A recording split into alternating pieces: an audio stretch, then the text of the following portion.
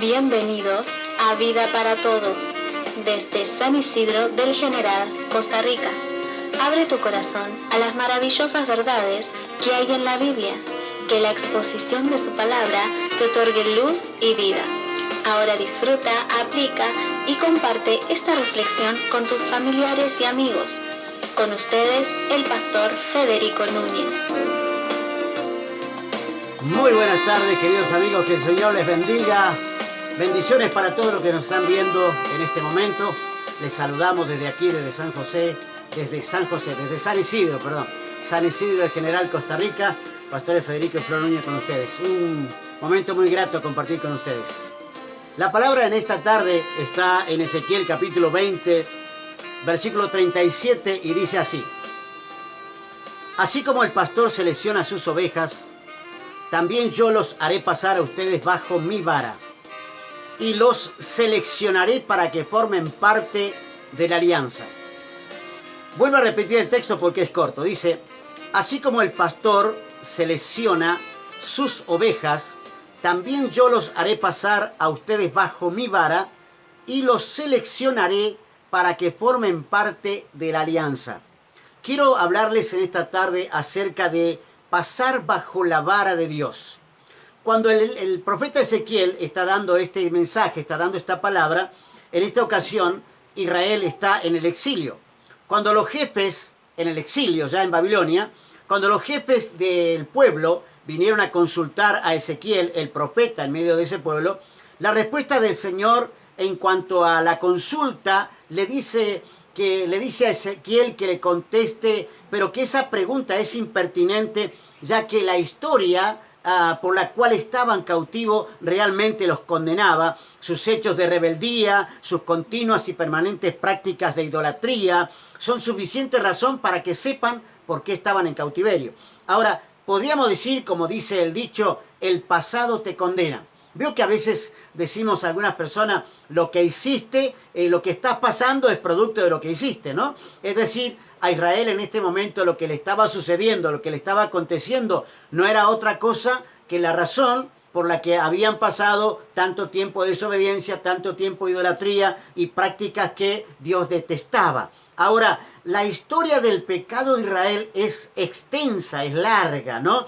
Es Dios que había escogido a Israel allí desde Éxodo, desde el mismo Génesis. Dios había escogido a Israel para ser un pueblo especial, real sacerdocio, nación santa, pueblo adquirido por Dios. Dios le había dado sus estatutos, sus mandamientos en el monte Sinaí. Había jurado también Dios darle la tierra más hermosa que existía, aquella tierra que le había dicho que era una tierra que fluye leche y miel. El mismo Señor le había prometido eso cuando estaban cautivos: yo les voy a dar la tierra, y todo esto eran promesas del Señor para ellos. También hubo demostraciones de poder de parte del Señor cuando sacó de la esclavitud a Egipto después de 400 años y lo trasladó por el desierto, alimentándolos, dándole agua, protegiéndolos, cuidando. Pero allí en el desierto, en el mismo desierto, después que Dios los sacó con mano poderosa, se corrompieron. Allí en el desierto hicieron aquel famoso becerro mientras Moisés estaba en el monte, se corrompieron, y Dios determinó, después de varios pecados que cometieron, Dios decidió y le dijo a Moisés: voy a exterminar a este pueblo y voy a hacer un nuevo pueblo. Después de 40 años de estar en el desierto, navegando, andando por allí por el desierto, dando vuelta, finalmente la nueva generación, la generación que ha salido de Egipto, murió en el desierto, y la nueva generación ahora llega a la tierra prometida. Los padres mueren, los hijos son los que toman la tierra, pero los hijos otra vez se rebelan contra Dios. No caminan en sus estatutos, están contra el Señor, no pusieron por obra sus decretos, profanaron el día de reposo, pretendían ser como las otras naciones. Entonces vino el juicio y finalmente el cautiverio. Ahora, en este momento en que los jefes van a consultar con Isaías, con Ezequiel, ellos se saben por qué están ahí. El juicio estaba aplicado sobre ellos, están sufriendo las consecuencias de la rebeldía y la desobediencia, y ahora están pagando sus hechos. Pero también, así como hay una historia del pecado, también hay una historia de la misericordia de Dios. porque así como abunda el pecado, también abunda la gracia, ¿no? Del Señor, dice el Nuevo Testamento. A pesar de la gran afrenta que hicieron contra Dios, rebelándose, buscando dioses ajenos, haciendo tanta profanación contra el Señor, a pesar de ello, Dios apela otra vez a la misericordia, confiando que la generación que vaya a salir después de los 70 años de cautividad en Babilonia, dice, esta generación que salga del cautiverio, ellos van a obedecer a Dios. Es lo que esperamos siempre, ¿no? Que después del sufrimiento aprendamos, que después de la crisis aprendamos, pero Dios está esperando, ¿no? Como hoy, podríamos decir en este momento, que Dios está esperando que después de tremenda crisis que estamos viviendo a nivel mundial con esta pandemia del COVID-19, Dios está esperando que el pueblo aprenda, que el pueblo le rinda al Señor lo que le tenga que rendir, que realmente el pueblo se entienda y comprenda lo que Dios está esperando, la reacción. Dios está esperando una reacción del pueblo, ¿no? Y ahora están en cautiverio, están en problema. Están allí diciendo, consultando a Ezequiel, diciéndole, ¿cuándo vamos a salir en libertad? ¿Será que Dios tiene una palabra para nosotros en el cautiverio? Ezequiel le contesta a los jefes lo que Dios le dice, no hay una palabra. Ustedes saben que están aquí por sus hechos, ustedes saben que están aquí porque han pecado contra Dios y eso es lo que los trajo a este lugar. Ahora, Dios siempre habla. A pesar de todo momento, Dios siempre habla. Los ancianos de Israel habían ido a buscar palabra de Dios. Yo digo en este momento, un poco para nosotros, si queremos escuchar la voz de Dios, y recibir su guía, a veces siempre estamos esperando una nueva palabra. Hay gente que busca la voz de Dios y está esperando, Señor, dame una palabra. Pero el Señor dice, ¿para qué te voy a dar una palabra si la palabra que te di antes no la cumpliste? ¿Me está entendiendo? A veces queremos una palabra del Señor, pero no estamos cumpliendo con la palabra, no estamos obedeciendo con aquellos decretos, mandamientos, estatutos y reglas y principios que Él nos dio. Y dice, ¿para qué quiere una nueva regla si no han cumplido con las reglas anteriores? Por eso es siempre mejor obedecer lo que Él ya ha dicho y caminar en su ley. Tenemos una palabra, tenemos una Biblia que nos habla de todo lo que Dios quiere que hagamos. Algunos quieren un libro más, quieren una hoja más de la Biblia, ¿no? Y algunos hasta añaden a la Biblia algo que Dios no dijo, diciendo, yo sé un poquito más de los 66 libros porque tengo una revelación, tengo el libro 67, ¿no? Es como que necesitan una nueva palabra para poder caminar cuando ya tienen 66 libros y miles y miles y miles de consejos que Dios nos da. Ahora, el Señor promete reinar sobre ellos esta vez. Dios le dice a Ezequiel, dile que yo voy a reinar sobre ellos, pero quiero que sepan que la generación que salga después de esta crisis, yo voy a reinar sobre ellos con mano fuerte. Esta vez no va a haber misericordia. Escuche bien lo que voy a decir.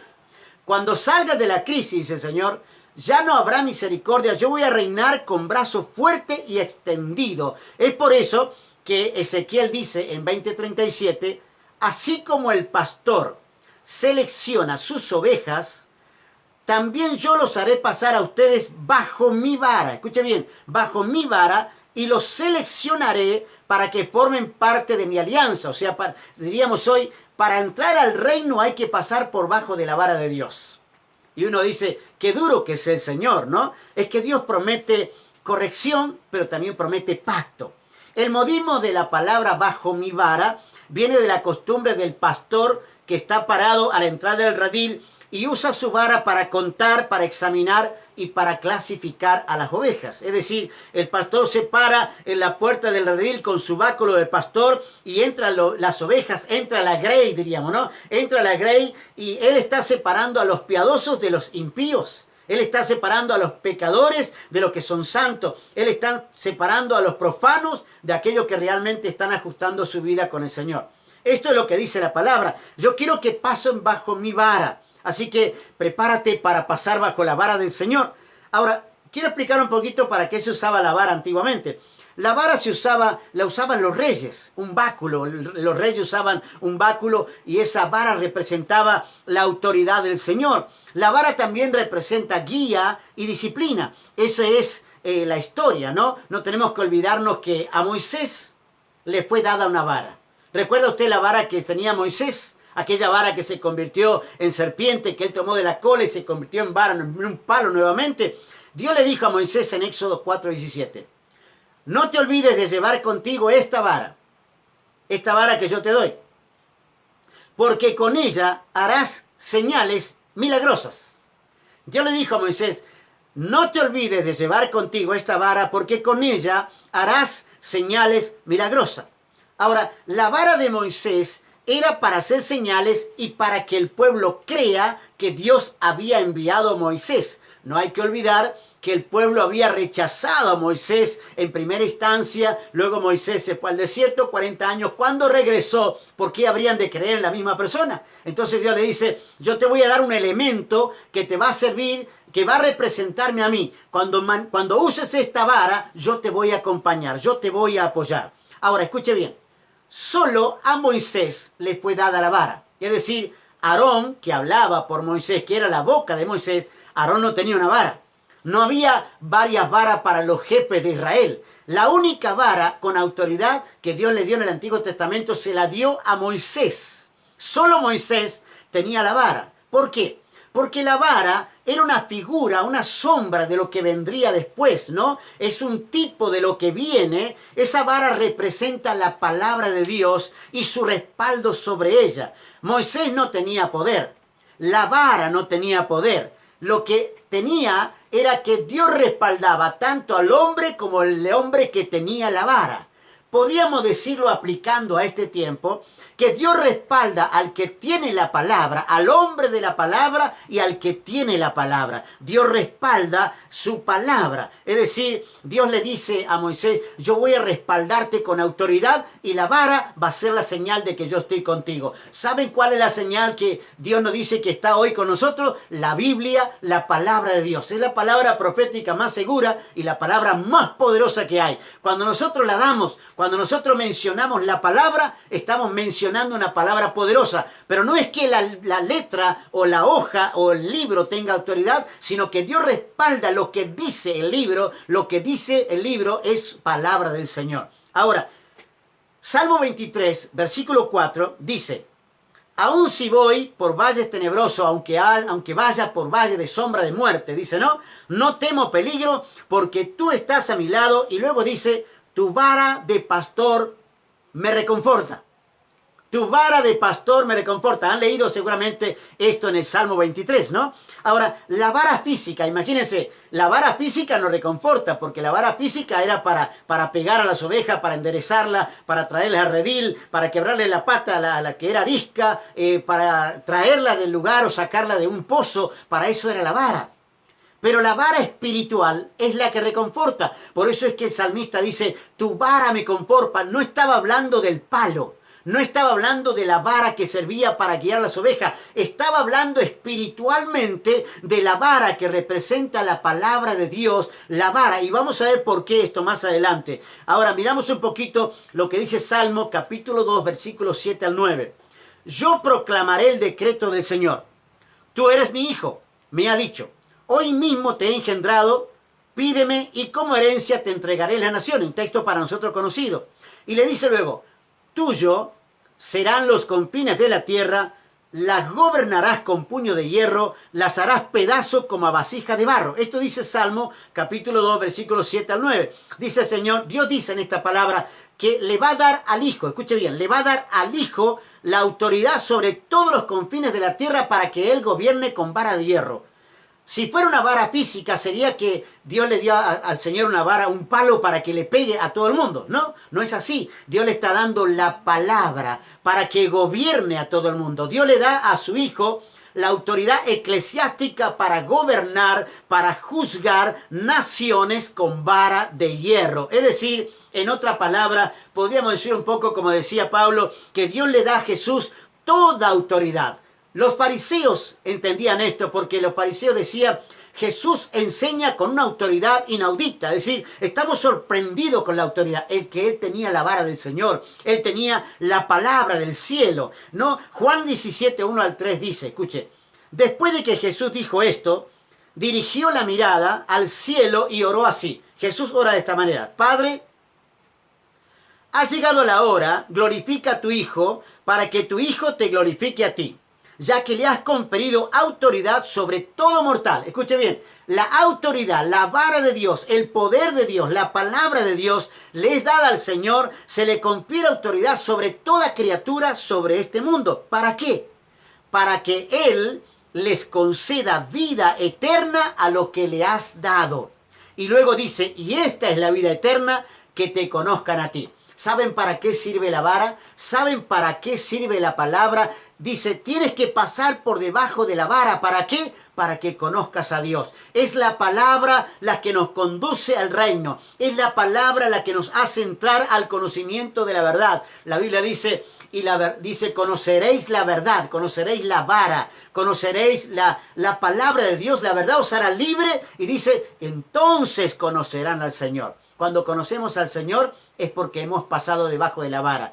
Tal vez hay alguien que dice, yo no quiero pasar bajo la vara de Dios porque todavía hay un poquito de rebeldía. Pues mientras no pases debajo de la vara del Señor, no vas a conocer al Señor. Dice el Señor, a mí me fue dada la autoridad sobre todo mortal. La vara, la palabra, la autoridad de Dios. ¿Para qué? Para que te conozcan a ti. Querido amigo, querido hermano, en esta tarde Jesucristo es el que tiene la vara de Dios. La vara de Dios es su palabra. La vara de Dios es la palabra. Y Dios respalda al que tiene la palabra. Por eso respalda a Jesús. Si tú, querido amigo, querido hermano, tienes la palabra de Dios en tu corazón y tú la predicas, Dios te va a respaldar. Pero si tú no tienes la palabra, Dios no te puede respaldar. Para que tengas la palabra, primero tienes que pasar bajo la vara. Es decir, Dios va a juzgarte con la misma vara que tú podrías juzgar a otro. Por eso debes obedecer y cumplir sus mandamientos. Dice el libro de Apocalipsis, capítulo 2, versículo 26-27, dice así, al que salga vencedor y cumpla mi voluntad, es decir, al que logre pasar por todo y cumpla con mi palabra, que pase bajo mi vara, dice, hasta el fin, yo le daré autoridad sobre las naciones, así como yo la he recibido de mi Padre. Y escuche lo que dice, y él las gobernará con puño de hierro y las hará pedazo como a vasijas de barro. Dice el Señor que en este tiempo nos da su palabra. En los tiempos finales Dios nos está dando su palabra. Y querido amigo, estamos en el tiempo final. Dios te ha dado la palabra para que prediques a tiempo y fuera de tiempo. Quien tiene la vara, tiene palabra. Y quien tiene la palabra, Dios respalda la autoridad del que tiene la palabra y su palabra. Tal vez he hecho un enredo con todo esto, pero quiero decirte esto para cerrar y terminar esta reflexión. ¿Tienes la palabra? Dios respalda al que tiene la palabra. Pero para que tengas la palabra, primero tienes que pasar bajo la vara, bajo esa palabra, para que Dios te cuente, te examine, te clasifique y te entregue esa vara de autoridad a ti. Cuando Dios te entrega esa autoridad, predica, Dios te va a respaldar a ti como persona y también va a respaldar la palabra que predicas. Por eso, querido amigo, es necesario que pases bajo la vara del Señor para recibir autoridad de parte de Él. Que Dios te bendiga en esta tarde. Amén. Damos gracias al Señor por este día. Gracias por acompañarnos en este espacio de reflexión que llamamos Vida para Todos. Gracias, gracias, gracias infinitas a todos los que nos ven por Facebook, a todos los que nos siguen por YouTube. Nosotros, Federico y Flor Núñez, les agradecemos inmensamente su compañía. Si esta palabra te ha sido de bendición, queremos que compartas esta palabra con tus amigos, con tus familiares y con tus seres queridos, ¿no? La Biblia, recuerda que la Biblia, la que predicamos, la Biblia es la palabra de Dios. Hacé de ella tu escondite, tu escudo y tu esperanza. Para cerrar, toca la campanita y suscríbete a nuestro canal de YouTube, Federico Núñez Pastor. Amén. Mañana nos vamos a volver a encontrar aquí, en este mismo espacio, a las 6 p.m. hora de Costa Rica, cuando escuches que comienza Vida para Todos. Que Dios te bendiga.